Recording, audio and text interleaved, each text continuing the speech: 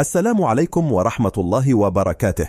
استقبال ماكرون لتبون يثير جدلا بالجزائر، هرولة وصفع يد وزير الخارجية. ولكن قبل أن نبدأ فيرجى الإعجاب بهذا الفيديو وتعطير فمك بالصلاة على رسولنا الكريم صلى الله عليه وسلم. جدل واسع رافق استقبال الرئيس الجزائري عبد المجيد تبون لنظيره الفرنسي إيمانويل ماكرون بمقر إقامته بباري بإيطاليا على هامش قمة مجموعة السبع.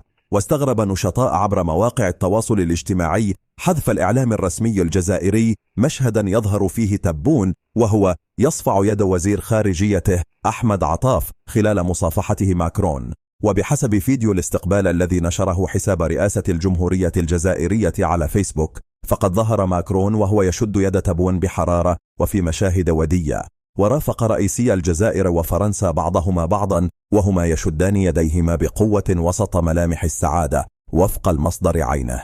وانتهى اللقاء بالمشاهد نفسها وسط غياب تام لأي معلومات عن طبيعة المباحثات التي تم إجراؤها، إذ لم ترد أي تفاصيل في البلاغات الرسمية.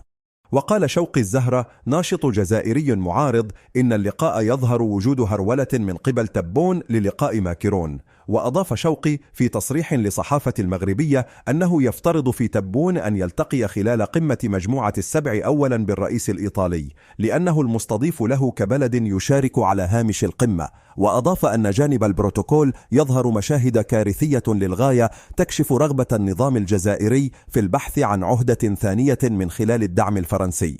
واستغرب المتحدث هذه المشاهد التي تم التقاطها قائلا: كان تبون متسرعا للغاية، ولا أحد في الجزائر توقع حدوث مثل هذه المشاهد الودية للغاية.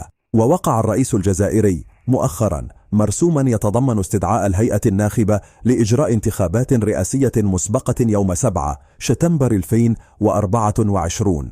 وجاء في بيان للرئاسة الجزائرية أن المرسوم يضمن الشروع في المراجعة الاستثنائية للقوائم الانتخابية ابتداء من 12 يونيو الجاري، على أن تختتم يوم الخميس 27 من الشهر ذاته.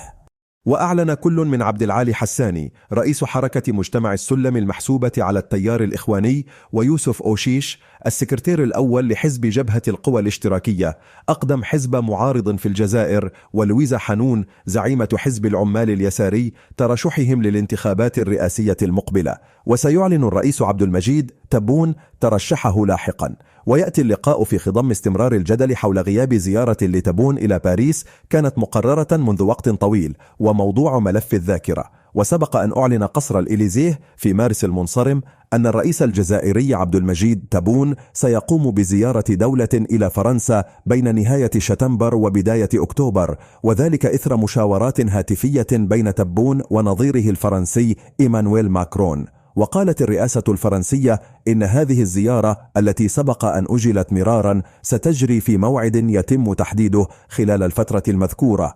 في النهاية شاركونا رأيكم حول هذا الموضوع، ولا تنسوا الاشتراك في قناتنا ليصلكم جديدنا. شكرا لكم.